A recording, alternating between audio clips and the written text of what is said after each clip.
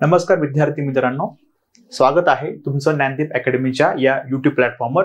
आज DNA session मध्ये नेहमीसारखंच आपण काही महत्त्वाचे आर्टिकल्स घेणार आहोत। द हिंदू, इंडियन एक्सप्रेस आणि लोकसत्ता 2 दिवस सुट्टी होती, सो ते 2 दिवसामधलं आर्टिकल सुद्धा मी इथे कव्हर केलेलं आहे आणि आपण बघणार आहोत प्रिलिम्स पॉइंट ऑफ व्ह्यूनी काही महत्त्वाचे फॅक्ट्स आहेत का, किंवा मुख्य परीक्षेसाठी काय क्रक्स महत्त्वाचा आहे, काय तुम्ही मेन्स व्हॅल्यू ॲडिशन तुमच्या नोट्स मध्ये लिहिलं पाहिजे। ठीक आहे, सो या गोष्टी आपण डिस्कस करूयात। पहिलं जे आर्टिकल आहे आजच्या DNA सेशन मधलं, सो ते आहे भारताच्या लोकशाहीबद्दल। ठीक आहे, लोकशाही महत्त्वाची आहे आणि लोकशाही टिकवण्यासाठी इलेक्शन्स, मी तर म्हणेल पारदर्शक इलेक्शन्स महत्त्वाचे आहेत आणि त्या दृष्टिकोनातनं ही संस्था महत्त्वाची आहे। आपल्याला GS2 ला सिव्हिल सोसायटी, नागरी समाज हा एक आपल्याला टॉपिक आहे। सो त्या अनुषंगाने तुम्हाला ADR माहित पाहिजे, असोसिएशन फॉर डेमोक्रेटिक रिफॉर्म्स नावाची संस्था आहे आणि या संस्थेचे सहसंस्थापक कोण आहेत? जगदीप छोकर। सो यांचं नुकतंच निधन झालेलं आहे, त्यामुळे तुम्हाला ही व्यक्ती माहित पाहिजे, ADR माहित पाहिजे फ्रॉम GS2 पर्स्पेक्टिव्ह आपल्याला अभ्यासासाठी। ठीक आहे, सो या संस्थेने फार मोठा लढा दिलेला आहे। आर्टिकल मध्ये उल्लेख केलेला आहे की आर्टिकलमध्ये मेन उल्लेख केलेला आहे की त्यांचं म्हणणं आहे रिफॉर्म्स आहेत, वेगवेगळ्या प्रकारचे रिफॉर्म्स घडत असतात, मात्र सर्वात अवघड कुठलं रिफॉर्म असेल तर त्यांचं म्हणणं आहे कोणत्याही देशात राजकीय व्यवस्था स्वच्छ करणे हे सोपे काम नसतेच, भारतात तर ते कधीच नव्हते आणि हे अवघड टास्क ठीक आहे कंप्लीट करण्याचं काम, कंप्लीट नाही म्हणता येणार आपल्याला, हा लढा सुरूच आहे, मात्र मोठं योगदान यांचं आहे। काय काय गोष्टी त्यांनी केलेल्या आहेत, सो आज ज्या तुम्हाला गोष्टी दिसत आहेत बघा, मागच्याच वर्षी सुप्रीम कोर्टनं इलेक्टोरल बॉन्ड्स काय केलं आहे, इलेक्टोरल बॉन्डचा खात्मा केलेला आहे। सो ही जी लढाई आहे हे ADR मुळे शक्य झालेलं आहे। ठीक आहे, त्यानंतर आता सध्या तुम्हाला माहिती आहे जो कॅन्डिडेट उभा राहतो इलेक्शन मध्ये, सो त्याचं गुन्हेगारी पार्श्वभूमी त्याला द्यावी लागते। सो 2002-3 मध्ये ADRच्या याचिकेवर सर्वोच्च न्यायालयाने ऐतिहासिक निकाल दिला होता। निवडणूक लढवणाऱ्या प्रत्येक उमेदवाराला त्याची गुन्हेगारी पार्श्वभूमी लोकांसमोर जाहीर करण्याची सक्ती करण्यात आली होती। ठीक आहे, सो हे जे रिफॉर्म्स आहेत ते तुम्ही लिहून घ्या की जे शक्य झालेले आहेत ADR मुळे, असोसिएशन फॉर डेमोक्रेटिक रिफॉर्म्स। पहिलं म्हणजे इलेक्टोरल बॉन्ड, ठीक आहे, दुसरं म्हणजे गुन्हेगारी पार्श्वभूमी आता देणं कंपल्सरी आहे। नेक्स्ट त्यांनी असं म्हटलेलं आहे की ADR ने चॅलेंज केलं होतं, कारण सर्वात महत्वाची संस्था फॉर इलेक्शन काय आहे, आपला निवडणूक आयोग, आणि त्याचा जो आयुक्त आहे मुख्य निवडणूक आयुक्त, सो आधी संविधानामध्ये अशी काही प्रोसेस दिलेली नाहीये, मात्र यांनी सुप्रीम कोर्टमध्ये चॅलेंज केलं होतं। मग सुप्रीम कोर्टने सांगितलं होतं की एक मंडळ पाहिजे, त्याच्यामध्ये पंतप्रधान असेल, विरोधी पक्षनेता असेल आणि कोण असणार आहे, आपला चीफ जस्टिस ऑफ इंडिया, ठीक आहे, सर्वोच्च न्यायालयाचा मुख्य न्यायाधीश असं म्हटलं होतं। सो हे सुद्धा यश ADRचं आहे। आणि त्यानंतर मात्र आपल्याला माहिती आहे केंद्र सरकारने कायदा केलेला आहे। तुम्ही मला कमेंट करून सांगा आता सध्या काय परिस्थिती आहे। सुप्रीम कोर्टने काय सांगितलं होतं, प्राईम मिनिस्टर, मुख्य आपले सर्वोच्च न्यायालयाचे मुख्य न्यायाधीश असतील आणि विरोधी पक्षनेता। आता मात्र केंद्र सरकारने त्यात थोडंसं चेंज केलेलं आहे, काय चेंज केलं तुम्ही सांगा मला कमेंट करून। आणि सो हे सुद्धा ADRचंच यश आहे। त्यानंतर त्यांनी म्हटलेलं आहे गेल्या वर्षी ADRने सर्वच्या सर्व VVPAT ची मोजणी झाली पाहिजे अशी मागणी सर्वोच्च न्यायालयात केली होती। सो तुम्हाला VVPAT माहित पाहिजे, voters verifiable paper audit trail, VVPAT full form already आयोगाने विचारलेला आहे। सो VVPAT ची मोजणी प्रत्येक ठिकाणी झालं पाहिजे। सध्या काय आहे, रॅन्डमली आपण प्रत्येक मतदारसंघातनं काही VVPAT घेतो आणि त्याची जे टॅली करून बघतो, जे EVM मध्ये आहे तेवढीच मतं VVPAT मध्ये आहेत का, बट यांचं म्हणणं होतं की सगळ्याचे सगळे टॅली झालं पाहिजेत। ठीक आहे, सो ADR चा लढा जो आहे तो महत्वाचा आहे। जे सध्या आपल्याला काही रिफॉर्म्स दिसत आहेत लोकशाहीमध्ये किंवा इलेक्शन प्रोसेसमध्ये, सो त्याचं फार मोठं श्रेय ADRचं आहे, फार मोठं श्रेय जगदीप छोकर यांचं आहे। सो तुमच्या नोट्स मध्ये नक्कीच लिहून घ्या, हे व्यक्तिमत्व महत्वाचं आहे। नेक्स्ट आर्टिकल, सो ADR बद्दल तुम्हाला माहित पाहिजे बघा, ADR काय आहे, असोसिएशन फॉर डेमोक्रेटिक रिफॉर्म्स। 1999 मध्ये IIM अहमदाबाद येथील काही प्राध्यापक, सो त्रिलोचन शास्त्री, जगदीप छोकर, त्यानंतर असे अजून बरेचसे नामी व्यक्ती आहे त्याच्यामध्ये। या संस्थेचे प्रमुख उद्दिष्ट काय आहे तर भारतीय निवडणूक प्रणालीमध्ये पारदर्शकता, जबाबदारी आणि सुधारणा घडवून आणणे हे आहे। मुख्य कार्य काय आहे यांचं तर निवडणुकांमध्ये उभे राहणाऱ्या उमेदवारांची गुन्हेगारी पार्श्वभूमी शैक्षणिक पात्रता आणि आर्थिक स्थिती यांची माहिती गोळा करून ती मतदारापर्यंत पोहोचवणे किती महत्वाची गोष्ट आहे. ठीक आहे. सो यांच्या लढ्यामुळे हे आता शक्य झालेलं आहे. नोट डाऊन करून ठेवा. नेक्स्ट आहे राजकीय पक्षांच्या निधीचे स्रोत व खर्चाचे लेखाजोखा जनतेसमोर आणणे. त्यानंतर निवडणूक प्रक्रियेत असलेल्या उणिवा आणि त्रुटींबाबत सर्वोच्च न्यायालयात याचिका दाखल करणे आणि जनतेत काय आहे मतदार जागरूकता मोहीम राबवणे. कारण मतदार आपलं म्हणतो ना मतदार राजा आहे. मतदार सर्वात महत्वाचे आहे कारण ते निवडतायत प्रतिनिधी. ठीक आहे. सो जागरूकता मोहीम ते राबवत असतात. नेक्स्ट महत्व काय आहे तर एडीआर मुळे आज उमेदवारांना त्यांची संपत्ती, गुन्हेगारी खटले आणि शैक्षणिक पात्रता उघड करणे कायदेशीर दृष्ट्या बंधनकारक झाले आहे. यामुळे पारदर्शकता वाढली, मतदार अधिक जागरूक झाले आणि लोकशाही अधिक सक्षम झाली. सर्वात महत्वाचं काय आहे सक्षम लोकशाही होणं. ठीक आहे. नेक्स्ट आहे क्रक्स आर्टिकलचं काय आहे तर एडीआर ही संस्था भारतीय लोकशाहीला अधिक पारदर्शक आणि जबाबदार बनवण्याचे काम करत असून जागरूक मतदार हेच मजबूत लोकशाहीचे अधिष्ठान हा संदेश देत आहेत. आणि जगदीप छोकर हे तुम्हाला माहित पाहिजे. ठीक आहे. So association for democratic reforms सहसंस्थापक आहेत. ठीक आहे. सो त्याच गोष्टी मेन्शन केलेल्या आहेत. नेक्स्ट जे आर्टिकल आहे सो जर सक्षम लोकशाही नसेल तर काय होतं तर मग हा असा उठाव होऊ शकतो. सो नेपाळच्या संदर्भातलं हे आर्टिकल आहे. मात्र मेन याच्यामध्ये काय आहे तर वर्ल्ड बँकचं observation. The world bank had warned in 2024 that South Asia was on a path that risks squandering its demographic dividend of growth. Crux आर्टिकलचं काय आहे तर वर्ल्ड बँक नावाची बँक आहे तुम्हाला माहिती आहे. सो त्यांनी एक अहवाल दिला होता की दक्षिण आशियामध्ये मोठ्या प्रमाणामध्ये तरुण लोकांचं प्रमाण जास्त आहे. भारताच्या बाबतीत आपण कायम सांगतो की काय आहे 35 वर्षाखाली 65% लोक आपली आहेत तरुण आहेत. ठीक आहे. सो यांचं ऑब्झर्वेशन असं होतं की मोठ्या प्रमाणामध्ये लोकसंख्या लाभांश होऊ शकतो. ठीक आहे. मोठ्या प्रमाणामध्ये युथ आहे. मात्र तो एक धोका सुद्धा आहे. कारण जर तुम्ही तुमच्या युवकांना व्यवस्थित स्किल दिलं नाहीये, शिक्षण नाही दिलं आणि मोस्ट इम्पॉर्टंट जॉब नाही दिला तर काय होऊ शकतं तर नेपाळ सारखा उठाव होऊ शकतो. त्यात भर काय आहे मोठ्या प्रमाणामध्ये करप्शन आहे दक्षिण आशियामध्ये. सो त्या संदर्भातलं हे आर्टिकल आहे महत्वाचं आहे. ठीक आहे. सो याच्यामध्ये काही उठाव दिलेले आहेत जो की बघा श्रीलंकामध्ये सुद्धा झाला होता 2022 साली. बांगलादेशमध्ये शेख हसीना यांच्या विरोधात झाला होता मागच्या वर्षी 2024 मध्ये आहे. इंडोनेशियामध्ये सुद्धा झालेला आहे ऑगस्ट 25 आणि आता नुकताच नेपाळचा तुम्ही बघितला मागच्या आठवड्यात. ठीक आहे. सो हे सगळे रिलेटेड आहेत. Youth led uprisings in Asia countries coming at a time when the headline growth numbers have not resulted in better life for those entering the labour force. So विकास होते म्हणजे ग्रोथ जे आहे आपण म्हणतो ना ग्रोथ वाढ जी आहे ती होते. जीडीपी ग्रोथ होते आहे, जीडीपी वाढत आहे. मात्र त्याचे जे फायदे जे आहेत त्याचे जे बेनिफिट्स आहेत ते समाजापर्यंत पोहोचत नाहीये. सो कुठेतरी करप्शनचं प्रमाण जास्त आहे, कुठेतरी आर्थिक विषमता खूप जास्त आहे आणि त्यामुळे जे युवक आहेत सो त्यांना कुठेतरी फील होते की आपल्याला हे काय करतायत फसवतायत आणि त्यामुळे अशा प्रकारचे रिवोल्ट झालेले आहेत. तुम्ही हे रिवोल्ट लिहून घ्या.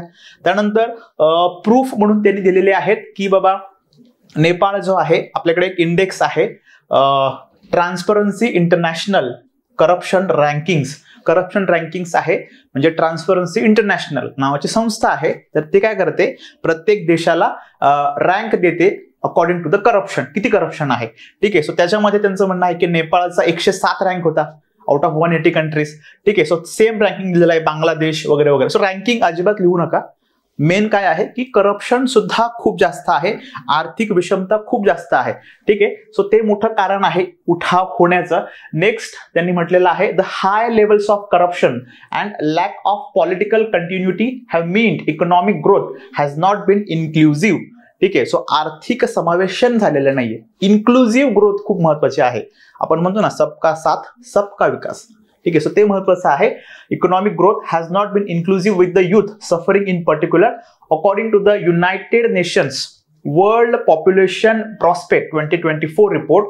The median age of Nepal last year was just 25 years, only slightly lower than Bangladesh. So median age म्हणजेच काय आहे ऍव्हरेज जर तुम्ही एज काढलं सो थोडक्यात त्यांना म्हणायचं आहे की खूप युथ याच्यामध्ये आहेत, यंग नेशन्स आहेत. मात्र जॉब्स जे आहेत ते तयार होत नाहीये. So as young adults finish their education they expect to enter the labour force and boost the talent available to the domestic firms. ठीक आहे. सो जॉब जे आहे तेवढे तयार झालेले नाहीये आणि नेपाळ सारखा देश लहान आहे, हिमालयन देश आहे.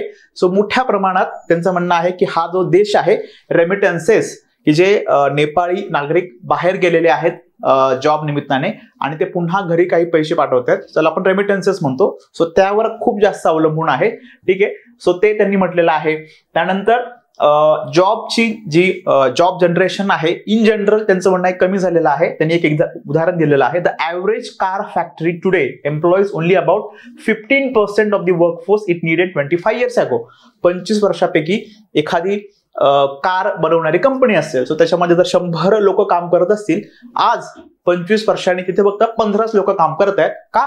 कारण बाकीचं काम ऑटोमेशन आहेत, रोबोट्स आहेत ते काम करत आहेत. So in general job generation कमी झालेलं आहे त्यांनी म्हटलेलं आहे. According to the world Bank from 2000 to 2023 South Asia created 10 million jobs a year on average, just over half of what was required. So जेवढी गरज आहे जेवढी गरज आहे त्याच्या अर्धेच फक्त जॉब जी आहे त्याची निर्मिती होत आहे ते त्यांनी म्हटलेलं आहे. आणि the high dependence on foreign employment, म्हणजे नेपाळी नागरिक बहुतांश जॉबसाठी बाहेर असतात. ठीक आहे. सो ते आहे. आणि coupled with limited industrial development, so उद्योगांचा जो उद्योगधंद्यांचा विकास कमी आहे. Job creation in the formal sector presents ongoing challenges for the policy makers. आणि मग हा जो आहे आपल्याला उठाव झालेला दिसतो. क्रक्स काय घ्यायचं आपल्याला? क्रक्स एवढंच घ्यायचं आहे की जेवढा जास्त यंग देश असणार आहे तिथे युथ पॉप्युलेशन जास्त असणार आहे, डेमोग्राफिक डिव्हिडंड असणार आहे. मात्र ते फायद्याचं तेव्हाच असतं जेव्हा या युवकांना स्किल आहे, शिक्षित आहेत आणि त्यांना जॉब आहेत. ठीक आहे. जॉब खूप महत्वाचा आहे. ठीक आहे. इकॉनॉमिक ऍक्टिव्हिटीमध्ये. सो हा आर्टिकलचा क्रक्स आहे. आणि मेन म्हणजे काय? करप्शन कमीत कमी पाहिजे, आर्थिक विषमता कमीत कमी पाहिजे आणि तुमचा जो विकास आहे तो कसा पाहिजे? इन्क्लुझिव्ह पाहिजे. ठीक आहे. सो हे आहे आर्टिकलचं क्रक्स. नेक्स्ट GS2च्या अनुषंगाने आहे, ज्युडिशियरीच्या अनुषंगाने आहे, पेंडिंग केसेस आहेत त्याच्या संदर्भातलं हे एक आर्टिकल आहे. ठीक आहे. सो त्यांचं असं म्हणणं आहे की सध्या सुप्रीम कोर्टमध्ये हायेस्ट स्ट्रेंथ आहे, 34 जज आहेत, तरी सुद्धा आतापर्यंतची ऑल टाइम हाय 88,417 केसेस पेंडिंग आहेत. ठीक आहे. सो त्या रिलेटेड काही डेटा मी लिहून घ्या, महत्वाचा आहे. ते काय म्हणताय? The pendency of cases in the Supreme Court has reached an all time high of 88,417 cases pending आहेत, even when the court is currently functioning with its full sanction judicial strength of 34. ठीक आहे. So ते त्यांनी मुद्दा मांडलेला आहे. त्यानंतर इथे काही डेटा दिलेला आहे. ठीक आहे. की ऑगस्ट महिन्याचा डेटा दिलेला आहे. ऑफकोर्स लिहू नका तुम्ही, फक्त लक्षात घ्या. ऑगस्टमध्ये साधारण 7,000 केसेस फाईल केल्या होत्या, त्यापैकी 5,500 डिस्पोज झालेले आहेत. म्हणजेच काय आहे? डिस्पोजल रेट 80% आहे. सो 20% केसेस पेंडिंग आहेत. सो हे प्रत्येक महिन्याचं सो काय आहे? बॅकलॉग वाढणार आहे. सो हा त्यांचा मुद्दा आहे. नेक्स्ट त्यांचं असं म्हणणं आहे की मग त्यासाठी काय प्रयत्न केले पाहिजेत? जज तर खूप आहेत, सो ते जास्तीत जास्त बेंचेस फॉर्म करण्याचा प्रयत्न करतायत किंवा आपले चीफ जस्टिस जे आहेत, ठीक आहे, so had rename the summer holidays असतात, उन्हाळ्याची सुट्टी असते. तुम्हाला माहित नसेल तर माहिती असू द्या, उन्हाळ्याची सुट्टी असते. ठीक आहे. ब्रिटिश लेगसी आहे ही. So holidays from May 23 to July partial working day. So पूर्ण सुट्टी असायची. सो आता चीफ जस्टिस ऑफ इंडिया त्यांचं म्हणणं आहे की आपण पूर्ण सुट्टी नको घ्यायला, कारण या केसेस मग समजणार नाहीयेत. सो आपण काय करूयात? पार्शियल वर्किंग डेज म्हणजे हाफ डे वगैरे काम करूयात, असं काहीतरी रिफॉर्म सुरू आहेत. आणि आपण म्हणतो ना की रिफॉर्म्स काय आहे? स्वतःपासून सुरू करायला पाहिजे. सो चीफ जस्टिस ते स्वतः हजर होते आणि जे सिनियर मोस्ट जजेस आहेत त्यांनी हा इनिशिएटिव्ह केलेला आहे. सो त्याबद्दल इथे उल्लेख आलेला आहे, तुम्हाला ते माहित पाहिजे.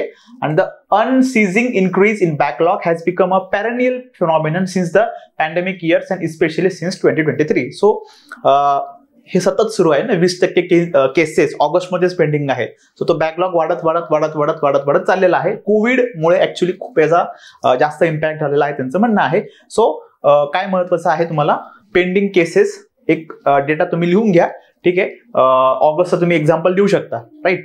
सो त्या दृष्टिकोनातून महत्वाचं आहे. आणि partial working days, summer holidays should be converted to what? Partial working days. हा जो आहे CGI यांचा उपक्रम.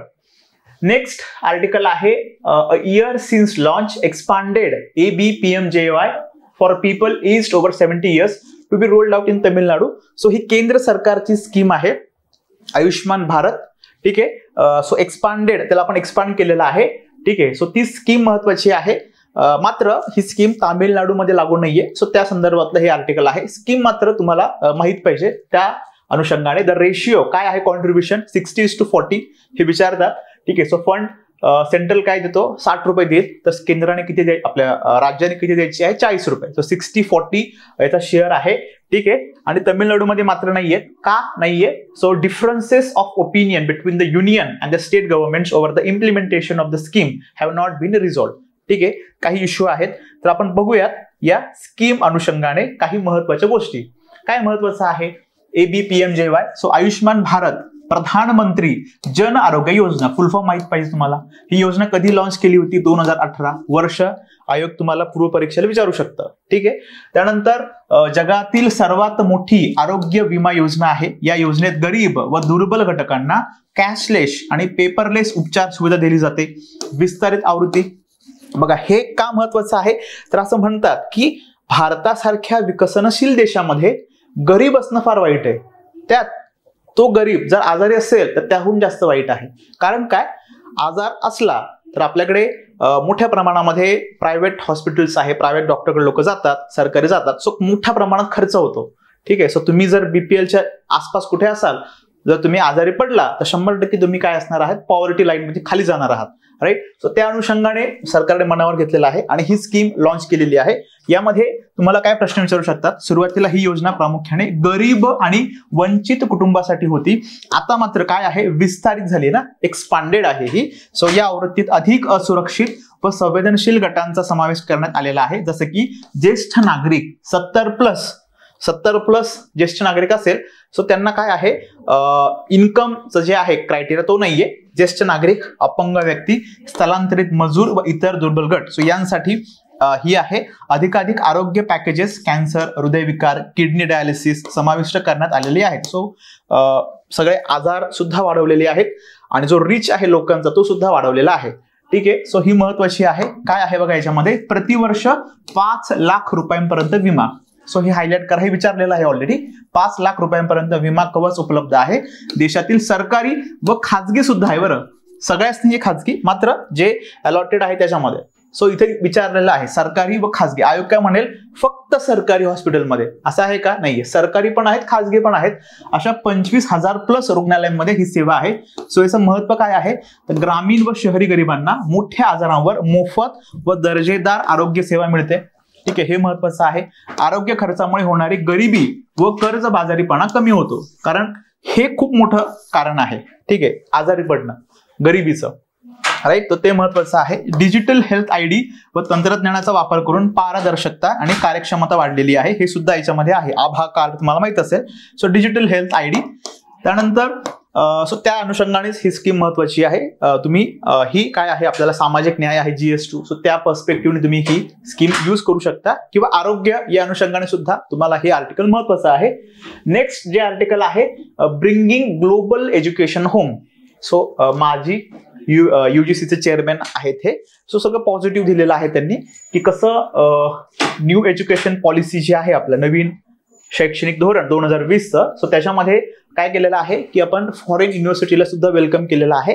सो यांचं म्हणणं आहे की त्यामुळे काय होणार आहे, तर आपल्या ज्या देशामध्ये युनिव्हर्सिटीज आहेत, विद्यापीठ आहेत, त्यांच्यामध्ये कॉम्पिटिशन लागेल.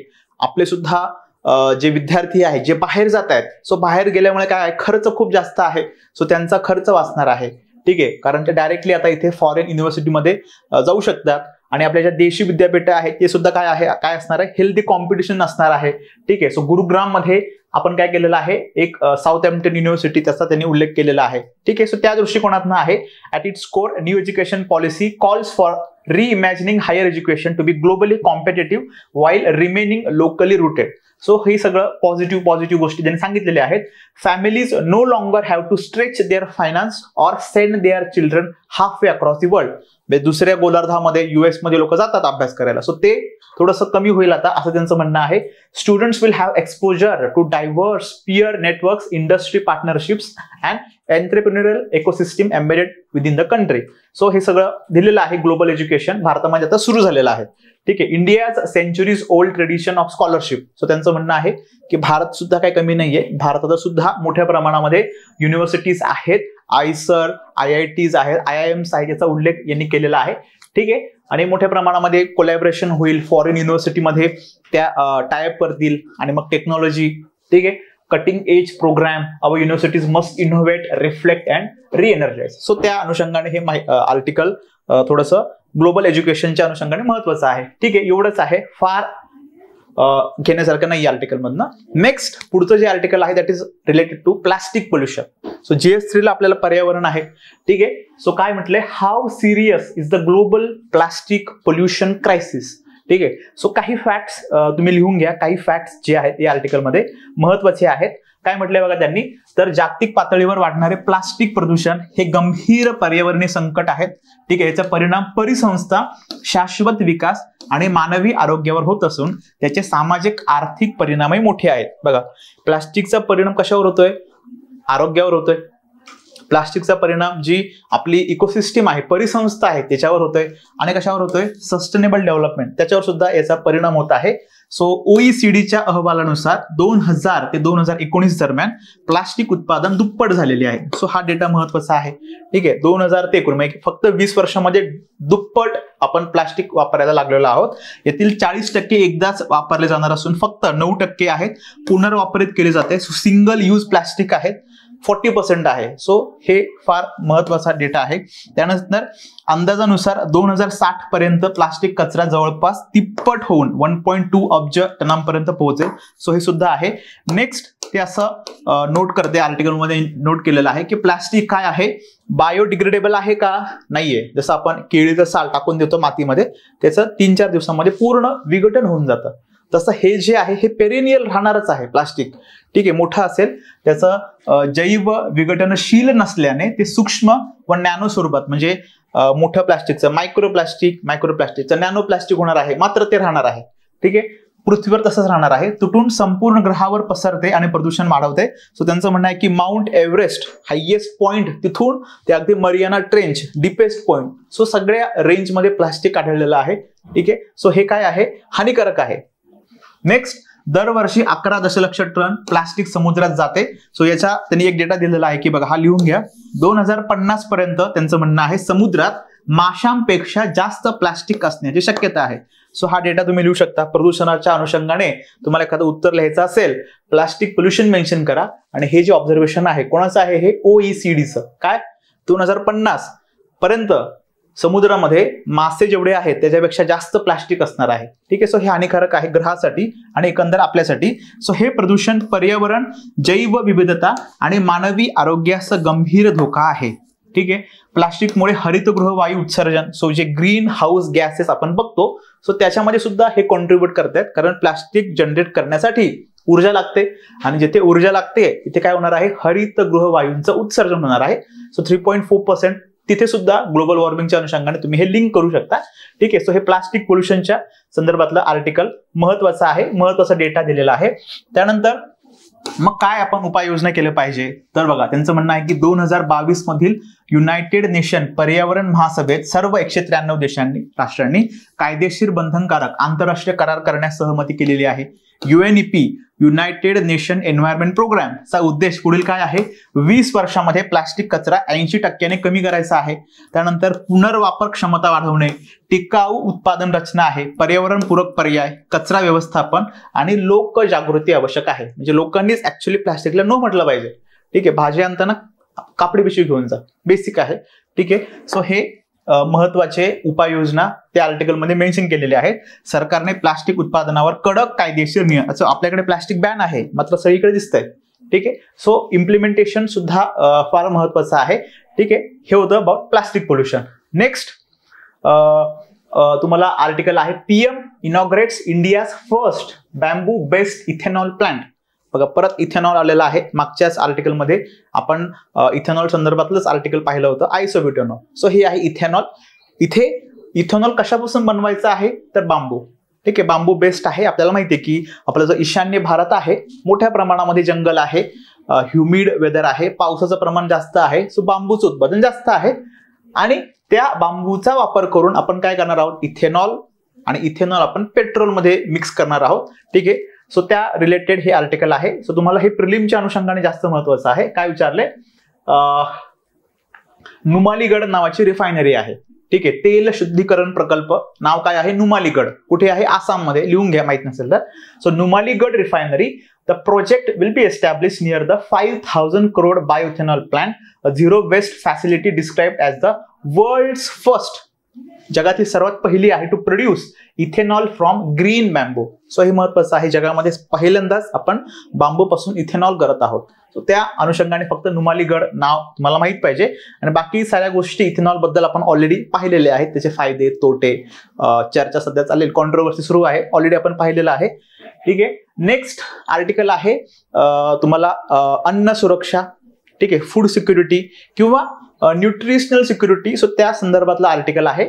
एक महत्वाची संस्था आहे food and agricultural organization, FAO, united नेशनच्या अंतर्गत येते. इटली, रोम इथं त्याचं हेडक्वार्टर आहे. ठीक आहे, सो महत्वाची आहे फूड अँड ॲग्रिकल्चरल. सो त्याचे हे कोण आहेत, चीफ इकॉनॉमिस्ट आहेत सर. ठीक आहे, कुठले सर आहेत, मॅक्सिमो सर. सो यांचं म्हणणं काय आहे, त्यांचं म्हणणं तेच आहे की फूड सिक्युरिटी भारतामध्ये झालेली आहे, बऱ्यापैकी गहू तांदूळ आलेले आहेत. मात्र हे ऑब्झर्वेशन त्यांचं आहे की ते काय म्हणताय की भारतामध्ये 40% जनता अशी आहे की ते हेल्दी डाएट अफोर्ड नाही करू शकत आहे. तांदूळ भात खाऊ शकतायत, पाव खाऊ शकतायत मैद्याचा. मात्र त्यांचं काय म्हणणं आहे, 40% of the Indian population are unable to afford healthy meal. ठीक आहे, हेल्दी, आरोग्यदायी आहार ते खाऊ शकत नाहीये. मग ते पुढे मेन्शन, सो ही फॅक्ट तुम्ही लिहून ठेवा, 40% हेल्दी डाएट अफोर्ड नाही करू शकत आहे. कोण सांगते, FAO. हे सुद्धा लिहा. नेक्स्ट, हेल्दी डाएटचं त्यांनी डेफिनेशन काय आहे, त्यांचं म्हणणं आहे की हेल्दी डाएट इज डायव्हर्सिटी. ठीक आहे, तुमच्या जे ताट आहे त्याच्यामध्ये काही डाळ असू द्या, फक्त भात नका खाऊ, डाळ असू द्या, पल्सेस त्यांचं म्हणणं आहे. त्यानंतर भाजी असू द्या, एखादी व्हेजिटेबल असू द्या, एखादा फ्रूट तुम्ही रोज खाता आहेत का. सो हे त्यांची डेफिनेशन आहे हेल्दी डाएट्स. ठीक आहे, फार कॉम्प्लिकेटेड नाही म्हटले, सोप्या गोष्टी आहेत. So healthy diet is diversity. It means fruits and vegetables, proteins and also means सेरियल्स. म्हणजे असं नाही की हेल्दी डाएट मध्ये चपाती खाऊच नका, चपाती सुद्धा महत्वाची आहे त्यांचं म्हणणं आहे. मात्र त्यासोबत बाकीचं जे आहे कार्बोहायड्रेट्स महत्वाचेच आहेत, जास्तच खातो आपण. मात्र प्रोटीन्सला विसरू नका. ठीक आहे, विटॅमिन्स जे आहेत ते महत्वाचं आहेत. So pulses could be an option because they are more nutritious and they also have proteins. So pulses, डाळी मोठ्या प्रमाणामध्ये खा. आपले जे हे आहेत श्री अन्न, ठीक आहे, बाजरी, ज्वारी, हेच असं तुम्ही खा. ठीक आहे, सो हे यांचं म्हणणं आहे. रिपोर्टचं नाव काय आहे, state of food security and nutrition in the world. ठीक आहे, द ग्रीन रिव्हॉल्युशनचं त्यांनी कौतुक केलेलं आहे. ठीक आहे, की एकदा फमाईन, भारतामध्ये दुष्काळ पडायचा, दुसऱ्या देशाला आपण मागायचो, आज मात्र आपण काय आहोत, नेट एक्सपोर्टर बनलेलो आहोत. सो हे त्यांनी सगळं उल्लेख केलेला आहे. तुम्हाला क्रक्स जो आहे आर्टिकलचा समजलेला आहे. हे फॅक्ट फक्त लिहून घ्या, FAO ची आहे. ठीक आहे, 40% healthy diet, right. Next article आहे अबाउट पिंक टॅक्स नावाची एक कन्सेप्ट आहे. So pink tax official economics मध्ये नाहीये. पिंक टॅक्स जसं आपण डायरेक्ट टॅक्स, इनडायरेक्ट टॅक्स आहे, इन्कम टॅक्स आहे, GST आहे, तसं पिंक टॅक्स ऍज सच नाहीये. मात्र आर्टिकल मध्ये जे लेखिका आहेत वैशाली मॅडम, सो वैशाली मॅडमचं असं म्हणणं आहे, ऑब्झर्वेशन आहे की ज्या महिलांच्या ज्या गोष्टी आहेत, पिंक टॉयज, खेळणी असतील किंवा हेअरकट असेल, ठीक आहे, सो त्याच्यामध्ये त्यांचं म्हणणं आहे की टॅक्स पुरुषांच्या तुलनेमध्ये जास्त असतो. त्याला त्यांनी शब्द वापरलेला आहे पिंक टॅक्स. ठीक आहे, सो ही काही एखादी कन्सेप्ट आहे बघा. सो पिंक टॅक्स म्हणजे महिलांसाठी असलेल्या वस्तूंवर किंवा सेवांवर पुरुषांच्या तुलनेत अधिक किंमत आकारली जाण्याची एक अप्रत्यक्ष आर्थिक विषमता आहे. फॉर एक्झाम्पल पार्लर यांनी दिलेला आहे. ठीक आहे, जो हेअरकट पुरुषांसाठी 100-150 रुपयाला असतो, तोच महिलांसाठी 400-500 रुपयाला असतो. तर ही आहे विषमता, त्यांचं म्हणणं आहे. ठीक आहे, सो मुख्य वैशिष्ट्य काय आहे, महिलांसाठी बनवलेल्या कपडे, सौंदर्य प्रसाधने, स्वच्छता उत्पादने, ठीक आहे, यांचे दर पुरुषांसाठी असलेल्या समान उत्पादनापेक्षा जास्त असतात. रंगसंगती, पॅकेजिंग आणि ब्रँडिंगमुळे किमतीत फरक निर्माण केला जातो. ठीक आहे, सो इथे त्यांनी थोडंसं बोट ठेवलेलं आहे. आणि हे काय आहे त्यांचं म्हणणं आहे, ही समाजातील लैंगिक असमानता म्हणजेच काय जेंडर इनइक्वॅलिटी दर्शवते. सो या दृष्टिकोनातून तुम्हाला माहित पाहिजे पिंक टॅक्स काय कन्सेप्ट आहे. नेक्स्ट परिणाम काय होतोय, महिलांवर अतिरिक्त आर्थिक भार पडतोय, लिंगाधारित आर्थिक भेदभाव आहे, महिलांच्या खरेदी क्षमतेवर परिणाम होतोय. ठीक आहे, सो हे याचे इफेक्ट्स आहेत. उपाययोजना काय केलं पाहिजे, सो ग्राहकांमध्ये जागरूकता, सरकारने दर नियमन व धोरणात्मक उपाय केले पाहिजेत, लिंग निरपेक्ष उत्पादन किंवा किंमत निर्धारणास प्रोत्साहन. सो युनिसेक्स प्रोडक्ट जे आहेत ते जास्तीत जास्त तुम्ही वापरा असं त्यांचं म्हणणं आहे. क्रक्स काय आहे, तर पिंक टॅक्स हा महिलांविरुद्धच्या अप्रत्यक्ष भेदभाव आहे असून समतोल समाजासाठी त्या विरोधात धोरणात्मक आणि सामाजिक पातळीवर प्रयत्न होणे आवश्यक आहे. आयोग तुम्हाला समजलं असेल पिंक टॅक्स. ठीक आहे, हे तुम्ही कुठेतरी एसे मध्ये किंवा जीएस मध्ये महिला सक्षमीकरणच्या अनुषंगाने काहीतरी लिहू शकता. Right, so pink tax. Next article आलेला आहे, अगेन हे थोडंसं हिस्ट्रीच्या अनुषंगाने आर्टिकल आलेला आहे. Operation polo. सो ब्रिटिशांनी जेव्हा भारताला स्वातंत्र्य दिलं, सो त्यावेळेस काय होतं, खूप सारे प्रिन्सली स्टेट्स होते आणि ते एकत्र करण्याचं काम कोणी केलेलं आहे, सरदार वल्लभभाई पटेल. सो त्यापैकी सर्वात मोठं प्रिन्सली स्टेट कुठलं असेल तर ते होतं हैदराबाद, आणि त्या संदर्भातलं आर्टिकल आलेलं आहे ऑपरेशन पोलो. कारण 13 सप्टेंबरला हे सुरू झालेलं आहे आणि 17 सप्टेंबरला मग हैदराबाद पूर्णपणे भारतामध्ये विलीन झालेला आहे. आपण मराठवाडा मुक्ती संग्राम दिवस सुद्धा मानतो 17 सप्टेंबरला. सो त्या रिलेटेड हे आर्टिकल आहे. काही महत्वाचे नावं आहेत या आर्टिकलमध्ये. फॉर एक्झाम्पल तुम्हाला माहित पाहिजे सरदार वल्लभभाई पटेल. ठीक आहे, सो जे पूर्ण प्रोव्हिन्सेस होते, ठीक आहे, संस्थान होते, सो संस्थान विलिनीकरणाचं काम मोठ्या प्रमाणामध्ये यांनी केलेलं आहे. त्यानंतर Hyderabad was among the largest. ठीक आहे, 500 पेक्षा जास्त संस्थानं होती, तो हे वन ऑफ लार्जेस्ट होता. आणि त्याचा जो राजा होता लास्ट, तुम्हाला नाव माहित पाहिजे, मीर उस्मान अली खान असफजाह. ठीक आहे, सो असफजाही डायनेस्टी तिथे होती. उस्मानच्या नावावरूनच उस्मानाबाद होतं आपलं. ठीक आहे, धाराशिव म्हणतो आपण त्याला. सो 1947 मध्ये कोण होता राजा तिकडचा ते इथे हायलाइट केलेला आहे. त्यानंतर काही एक संघटना त्यांनी मेन्शन केलेला आहे, जसं की हैदराबाद स्टेट काँग्रेस, हे तुम्हाला माहित पाहिजे. ठीक आहे, त्यानंतर त्यांनी असा उल्लेख केलेला आहे की हा जो राजा होता उस्मान, तो फार श्रीमंत होता आणि तो स्वतःला फार भारी म्हणायचा. जे 1900 कधी म्हटलेलं आहे 1920च्या साधारण मध्ये आपण काय केलं होतं, चेंबर ऑफ प्रिन्सेसची स्थापना केली होती, त्यात सुद्धा हा नव्हता. ठीक आहे, आणि याने कट्टर विरोध केला होता भारतामध्ये मी विलीन नाही होणार म्हणून. ठीक आहे, मग काय केलेलं आहे, हे बघा हा मॅप आहे. सो याच्यामध्ये सध्याचे औरंगाबाद, परभणी, ठीक आहे, बीड, नांदेड हे महाराष्ट्रातले, काही तेलंगणाचे पण आहेत, काही कर्नाटकचे रायचूर, गुलबर्गा. सो हा पूर्ण इथे हैदराबाद होता. त्यांचा हा सेपरेट फ्लॅग होता, एम्ब्लेम होतं. हा शेवटचा राजा होता, पहिला राजा होता. ठीक आहे, सो तुम्हाला हैदराबाद संदर्भातले बेसिक फॅक्च्युअल गोष्टी इतिहासाच्या अनुषंगाने माहित पाहिजे. त्या दृष्टिकोनातून हे आर्टिकल महत्वाचं आहे. Razakars, Indian army easily overpowered the Nizam's forces and the Razakars. ठीक आहे, सो रजाकार जे लोक होते त्यांच्यावर जुलमी अत्याचार करत होते. ठीक आहे, सो या गोष्टी याच्यामध्ये मेन्शन केलेल्या आहेत. प्रिलिमच्या अनुषंगाने हे आर्टिकल जे आहे ते महत्वाचं आहे. आणि नेक्स्ट आहे South China Sea. So China dominant आहे. चायना काय करत आहोत, ऑलरेडी मोठा आहे, मात्र त्याला काय आहे, समुद्रामधले साऊथ चायना सी मधले काही बेटा आहेत. सो त्याच्यावर चायनाचा क्लेम आहे. सो त्या अनुषंगाने तुम्हाला माहित पाहिजे 9 डॅश लाईन. बघा हा आहे चायना, खाली आहे हा ब्ल्यू काय आहे, दक्षिण चीन समुद्र. सो इथेही काही देश आहेत, फिलिपिन्स आहे, मलेशिया आहे, इथे व्हिएतनाम आहे. सो यांचे जे बेटा आहेत, for example Paracel islands, Spratly islands. So या बेटावर क्लेम आहे दोन्ही देशांचा. जसं की पॅरासेलवर म्हणजे व्हिएतनाम म्हणते आमची आहे बेटा ही. ठीक आहे, चायना म्हणते ही बेटा आमची आहेत. ठीक आहे, पण चायनाला ही बेटा का पाहिजेत, आपण बघा ऑलरेडी एक्सक्लुझिव्ह इकॉनॉमिक झोन ही कन्सेप्ट पाहिलेली आहे की कोणत्याही देशाचा जो किनारपट्टी आहे तिथून पुढे 200 नॉटिकल माइल्स मध्ये त्याच्याकडे एक्सक्लुझिव्ह राईट्स असतात. ठीक आहे, सो त्यासाठी हे चायनाने केलेलं आहे. आणि मग अशी एक 9 डॅश लाईन तुम्हाला दिसते का, हे लाल. ठीक आहे, सो याला आपण 9 डॅश लाईन म्हणतो. सो चायनाला त्याचा एक्सक्लुझिव्ह इकॉनॉमिक झोन वाढवायचा आहे, जेणेकरून दक्षिण चीन समुद्रामध्ये जे महत्वाचे रिसोर्सेस आहेत, फॉर एक्झाम्पल कच्चं तेल, फॉर एक्झाम्पल नैसर्गिक वायू, सो ते चायनाला एक्स्ट्रॅक्ट करायचे आहेत. सो ते कसं क्लेम करायचं, सो जे लहान लहान बेटा आहेत चायनाने असं क्लेम केलंय की ते आमचे आहेत. सो हे जे आर्टिकल आहे हे आहे स्कारबोरो शोल. स्कारबोरो शोल कुठे आहे, दक्षिण चीन समुद्रामध्ये, फिलिपिन्सच्या जवळ आहे. फिलिपिन्सचं म्हणणं हे आमचं आहे, चायनाचं म्हणणं नाही हे आमचं आहे. ठीक आहे, आय होप तुम्हाला कळालं असेल. चायना का क्लेम करतोय, त्याला त्याचा एक्सक्लुझिव्ह इकॉनॉमिक झोन जो आहे तो वाढवायचा आहे. सो त्या संदर्भातलं हे आर्टिकल आहे. जॉग्राफीच्या दृष्टिकोनातनं काही प्रश्न ऑलरेडी आलेले आहेत, जसं की हे आहे बघा टॉनकिनचा आखात, हे आहे थायलंडचा आखात, हा आहे दक्षिण समुद्र, इथे आहे मलक्काचे सामुद्रधुनी. ठीक आहे, या बेसिक जॉग्राफीच्या गोष्टी आहेत. आणि का तो क्लेम करत आहेत, ठीक आहे, त्याचं हिस्ट्री थोडक्यात दिलेली आहे. स्कारबोरो शोल, ठीक आहे, हे काय आहे, एक प्रवाळाचा एक प्रकार आहे. ठीक आहे, सो त्या संदर्भात या आर्टिकलमध्ये माहिती दिलेली आहे. आय होप तुम्हाला या आर्टिकलचं क्रक्स जे आहे ते समजलेलं असेल. सो आपण थांबूया. आजच्या डीएनए सेशनमध्ये आपण काही महत्वाचे आर्टिकल्स पाहिलेले आहेत. सर्वात महत्वाचं मला वाटतं एडियाचं आर्टिकल होतं, असोसिएशन फॉर डेमोक्रॅटिक रिफॉर्म्स. काय काय त्यांनी रिफॉर्म्स केलेले आहेत ते लिहून घ्या, ते तुम्हाला माहित पाहिजे आणि तुम्हाला नाव माहित पाहिजे, जगदीप छोकर.